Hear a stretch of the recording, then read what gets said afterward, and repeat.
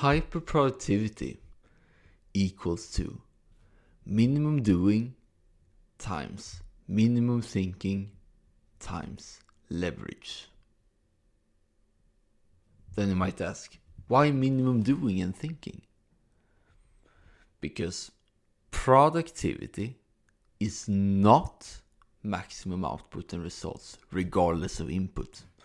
That is busyness, which should be avoided at all costs. Instead, you want to decrease your input as much as possible, and because of that, bring impact and enjoyment beyond the atmosphere. And this definition of productivity is not new.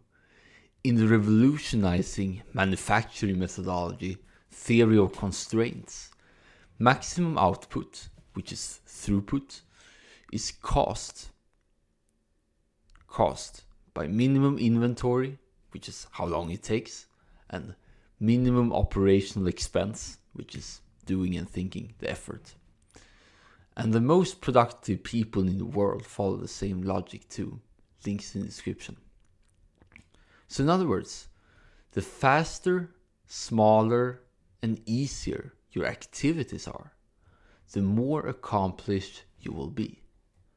But then you ask, how can I accomplish more with less? I don't get it. And it's hard to get at first, I know. But realize this.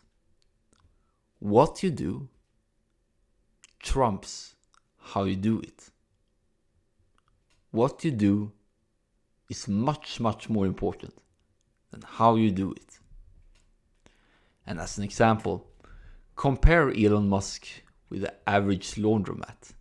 They work the same hours, but Musk accomplished orders of magnitude more. Even before acquiring Twitter, by the way. 1 hour for Jeff Bezos, which is also a very productive individual, influences, 750,000 hours of labor, which is roughly 390 years. So you can see that they are doing much more than how they do. And one thing you also have to realize is this. You can only find your vital 20% through alternating between trial and error and complete stillness. And the latter generates insights like crazy. Because remember, thinking is a costly input, especially for your brain. The less you think, the more you enter flow when doing and complete stillness when being. Conversely, the more you relax, the more you accomplish. But once you see what is working, then you can both reply and apply with ruthless optimization, which is Parkinson's law on eliminating bottlenecks, more on that in upcoming episodes, and leverage to decrease friction and resistance. So in other words, less doing, more being. So how to get started with hyperproductivity? There are 4 ways. Number 1, implement the barbell productivity system, link in description, in less than an hour. Yes, it's very fast. And if you already use a calendar, a list of can-dos, and a note-taking system, you're set. Number 2, totally relax. Number 3, become totally present, which means no thinking or minimum thinking. And 4, seek flow, the flow state, and trial and error with less doing.